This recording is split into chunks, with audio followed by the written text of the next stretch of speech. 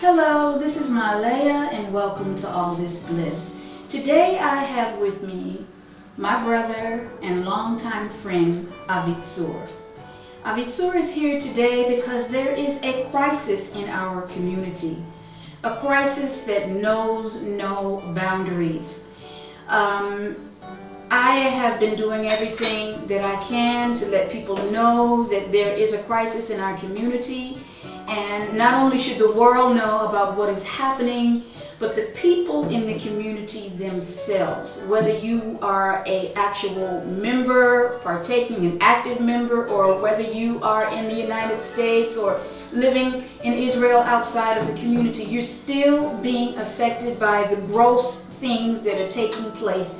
Why? Because Ben-Ami, as the leader of the community, is still enacting and making judgments and affecting your lives legally and through his representation.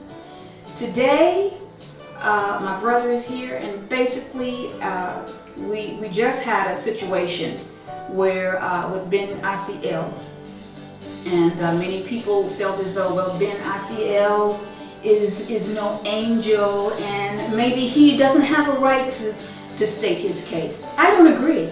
I feel as though anyone that wants to go onto that compound, that village, and visit their sick brother, why should they be put in jail for no good reason at all? The things that are happening have gotten so bad now that I'm having to postpone the regular programming and to highlight this particular situation today. Okay, so Ahveetsoor, I got the call. It was incredulous. I could not believe that something so hideous, so atrocious would be taking place in this day and time. It is evident to me by what you're about to let our audience know that the leaders of the community, the elders of the community, the parents of the community that are steeped in this Hebrew Israelite tradition, they have taught the children to carry on in a lot of their dishonesty and deceitful tactics, and it's coming out every day. Now, I'm not saying that all of the children are like that, but too many of them are, from watching their parents and the hypocrisy and everything that's going on. Please tell us what happened. I couldn't begin to explain it myself. First, giving all honor and praises to the great, mighty, and benevolent God of Israel, the God of our fathers, the God of Abraham, Isaac, and Jacob. He who has allowed me and others to escape from the land of the captivities, to tread again upon this land in the name of Abraham, Isaac, and Jacob. I want to give first all honor and praises to that Creator that has given us power in these days.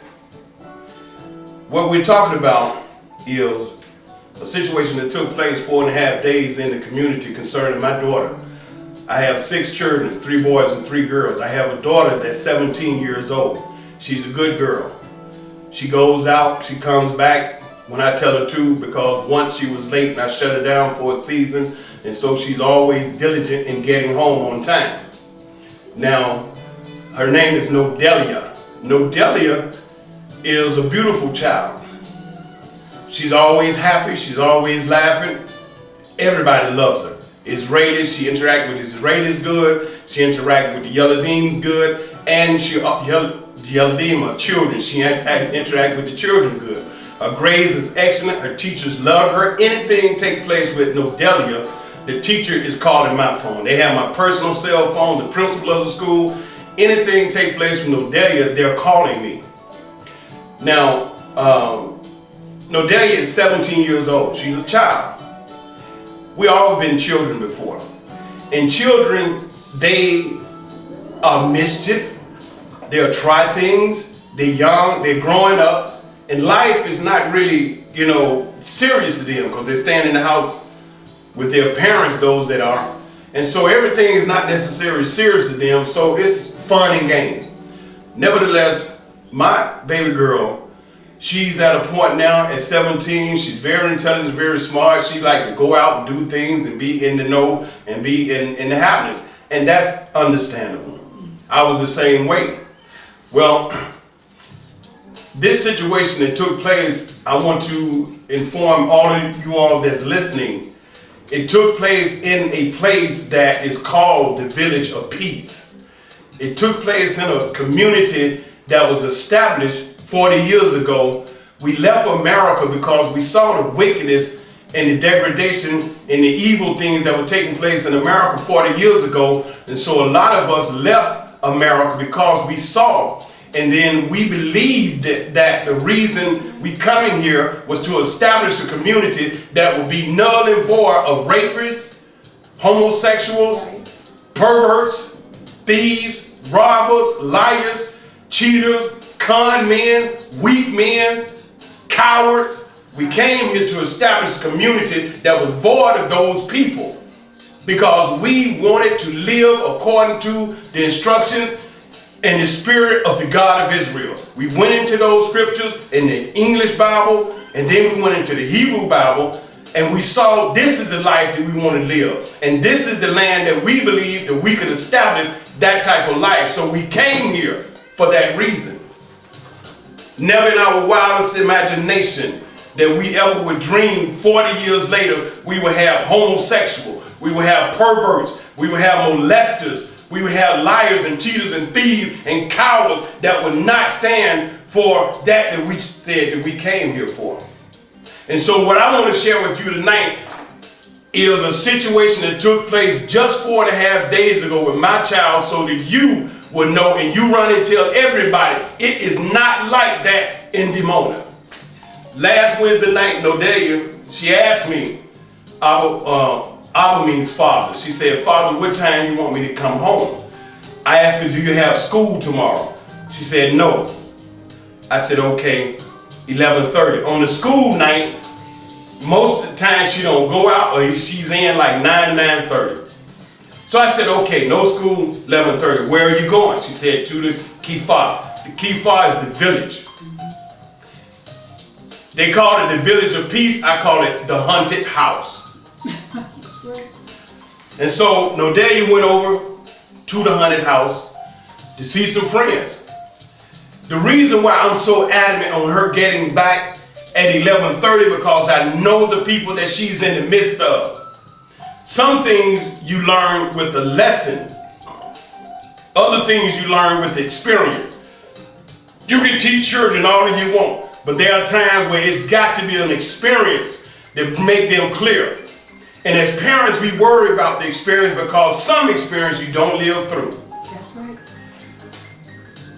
And I always worry about each and every one of my babies when they leave that door. I got a son, 26-year-old, that's a special force for the Israeli military, a sharpshooter. When he leaves that door with his gun, I still worry him, and he can testify. I call him on his phone. Hey, how you doing? What's happening? You know? Because I know this world. I signed up United States Navy to be a SEAL, Special Forces in America. And I've been exposed to the evils of this world. And now I got to allow my children to walk out the door in that evil. And I talk to them, and I talk to them, and I teach them. We watch movies. The movie Taken, I watched the movie. It took her 4 hours to get to the movie because her baby girl, this is real. She went out the door at 7:30. I said, be back at 11:30. My 14-year-old son came back at 11:20 because he had asked what time. I said 11:30. Make sure Nodelia knows. Reiterated to her. He got in the house at 11:20. I said, son, did you tell Nodelia she came? He said, yes, I told her. No problem. 10 minutes, 11:30, I'm calling on the phone because I don't see the door opening. 11:31, I'm calling her phone again. No answer. And so I asked her mother, Michelle, I said, Michelle, have you heard from Nodelia? She said, no. This is 11:35. And she said, wow, 11:35. 11:40, I called again. On her phone, no answer. And so now I'm up, because I was laying down. I'm up. And I walked to the front door, and I just stood there and looked at the front door at 11:45. And I'm thinking in my mind, Lord, be with my daughter. That's how serious I am about it. I'm standing at the front door, looking at the door. And I stood there until 12 midnight in fear why she late? Because I know the evils of this world, I was in fear, concerned. Right. Then at 12:03, her mother's phone rang. And she's in the kitchen in the front of the house, and I hear her telling somebody, what do you mean? Is Nodelia here? Now Nodelia is here. Who is this? And she said, Godell. And she asked, what are you doing calling my house after 12 midnight for my daughter? And he said, I just want to know if she's there. And she asked him, how did you get my number? He said, oh, I got Nodelia's cell phone. She said, what the hell are you doing with my daughter's cell phone and I can't get an answer? He said, oh, I had to go somewhere and I had to take it with me. Well, where's Nodelia? Don't worry, I'll make sure she get home. This is what he tells her, Nodelia's mother. Then she had the phone to me. I said, son, if I don't hear my child's voice in 5 minutes, I'm coming to the haunted house and I'm not coming in peace. 5 minutes go by, I'm up, dressed, boots on the floor, and I'm headed out the door. And so as I'm getting closer to the door, the phone ring again. And it's another young girl that is a friend of the family. And she calls and says, Doda, Doda means aunt. She said, Auntie, Nodelia's here in my house and she sleep. Now I'm like, what do you mean sleep? She said, she in the bed sleep. Go wake her up. Wake her up, tell her, I said, get her butt home yesterday. And so the daughter, she came back about 2 minutes. She said, Daughter, I can't wake her up. When I heard that, and she said, what do you mean you can't wake up? I was running out the door. Because then you have to look at the chain of events. Now here this boy done called talking about is Nodelia there, and he has her cell phone. Right. He told her on the phone, and we have the phone company recorded, stated that he said, I got the phone, don't worry, I'll make sure she get home. What do you mean, don't worry? It's already 12:15. She's 45 minutes late, and you called with her phone and telling me, don't worry. And you got the phone. The boy got the phone. So I'm getting to the key fob, and Michelle, she said, wait, I'm coming. I said, I can't wait, because it's something critical, and she can't wake her up. And so I get to the key fob, and when we hit the key fob, we split off. I go up the hill because it's the fastest way to Nodelia, because my objective number one is to secure Nodelia, find out what situation. Is it mission critical? Is she dead because she can't be woke up? Right. Is she unconscious because she woke up? Right. Why is it she can't be woke up? Right. And so I get up on the hill, and listen, I have been in gunfights, I've been in firefights, I have had guns on my nose, I had commanders tell me to do just something opposite that the enemy doing. I have been robbed at gunpoint, I done jumped in water, in freezing water, and body cramped up, and I almost died. And I'm telling you, out of all the activities I've done on this world, I have never felt fear. Until the night I looked in my daughter's eye, and she didn't even know me. I said, what's my name? She said, Abba, no, what is my name? Abba, she's shaking her head. I said, what's your name? And she just laid her head back and just went out. And I shook her. I said, Nodelia, somebody done gave you something. Who gave you something? She said, she looked, Godell. I mean, now, Godell. And so I'm like, wait a minute now. You just couldn't, tell me my name, but you remember Godell? I said, what's your name? She said, and then all of a sudden she just snapped. And I'm shaking and she won't respond. I said, Nodelia. Then she passed out. And I'm shaking and she won't respond. I said, Nodelia. And I'm sitting there looking at her. And I'm saying, in some incidents that I was in with some enemies, it flashed through my mind when we was in this firefight pit down, and it flashed through my mind, I wasn't scared then when the enemy's trying to shoot at me and kill me, and I'm looking at my child's face, and this is the first time in my life I ever felt fear, because I thought I lost my baby girl. That's right. That's right. And I'm telling you, it blew me away, because 51 years I had never known fear until I looked and said, will I ever have my child again? And I'm looking at her clothes all muddy, and her shoes all muddy, and she can't talk to me, but she can say one name.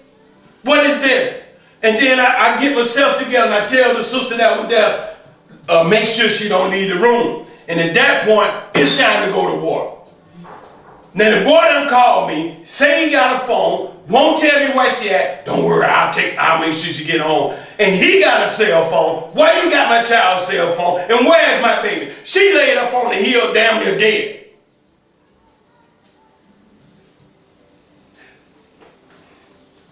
So Michelle, she goes down there to the house.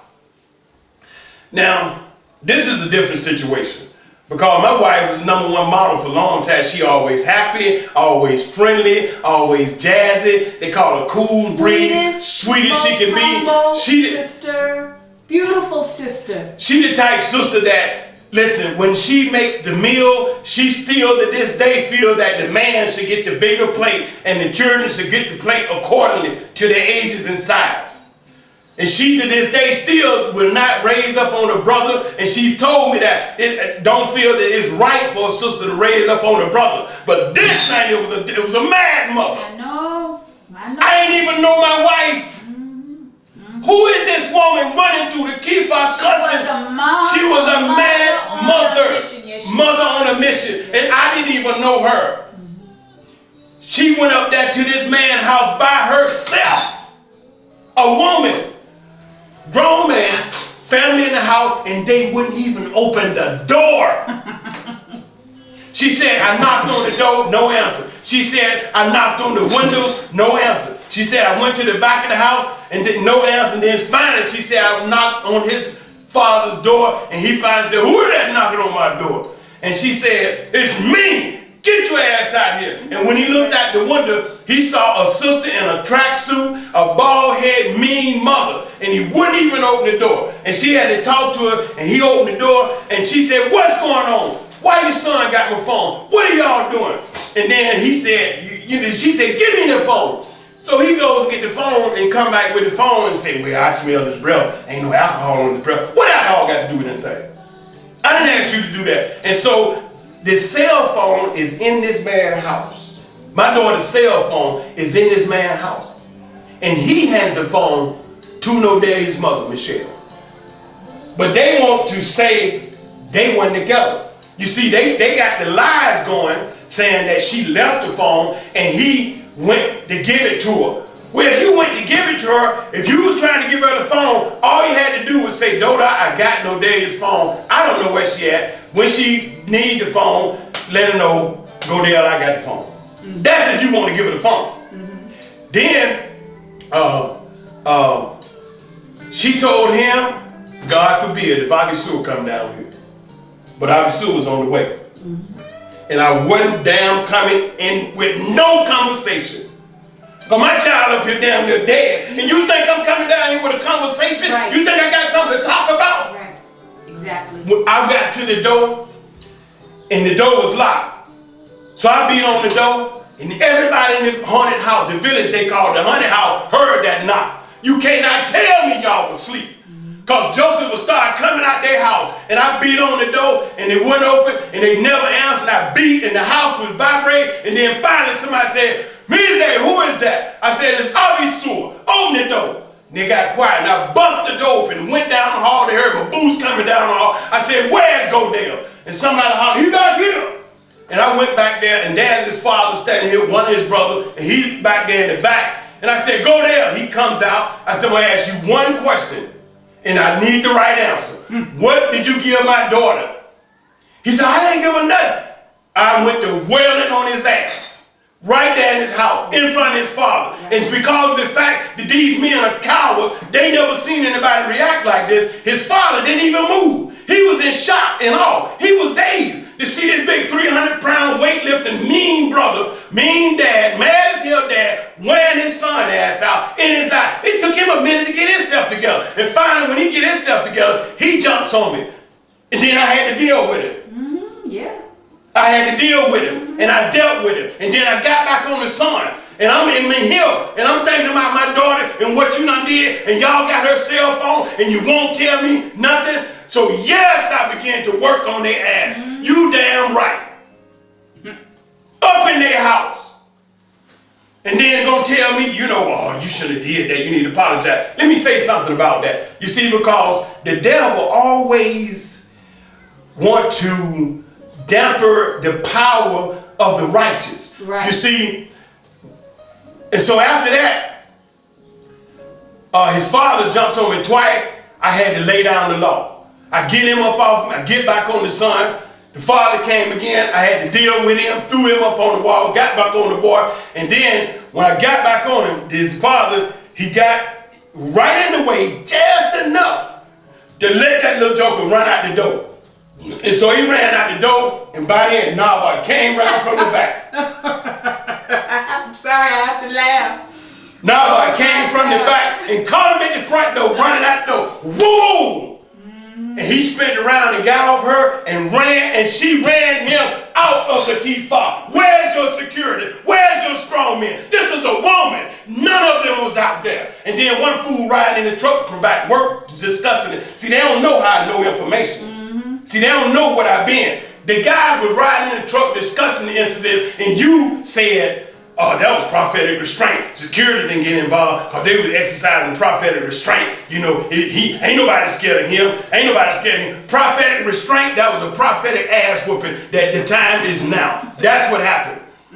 Just some cowards that create cliches to make themselves feel good about being punks. And so she done ran him off the key fob. Your sister standing out there in the middle of the street, ain't sparing the car, getting on this joker. Then the security come up with the staff.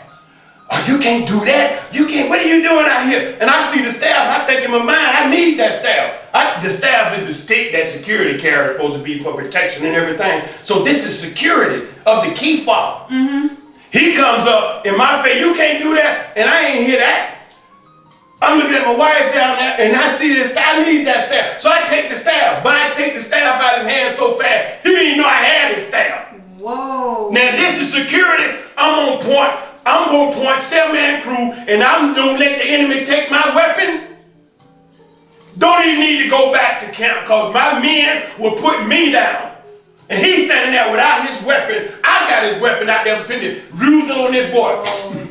And so when Michelle finished with him out there on the street, he don't even come back. She turned around, and now it's time to get to know Delia, because we done dusted these jokers off, not like I wanted, and we done dusted these jokers off. So she come through the key fob, reckless abandon. I didn't even know that this was the model that I was been with for 20 years. She hollering and screaming, calling them some bitch and pervert. I'm so daggone tired of these perverts. Not one individual came out there, said nothing to her, and then she's a woman hollering and screaming, and not one of you bandits came and even asked, what is the problem? They staying in their houses, looking out the window, some coming to the front door, and here's a woman at 1 o'clock in the morning, hollering and screaming in the key fob. Where was your security? Where was your strong men? Where was your leaders? Where was your courage?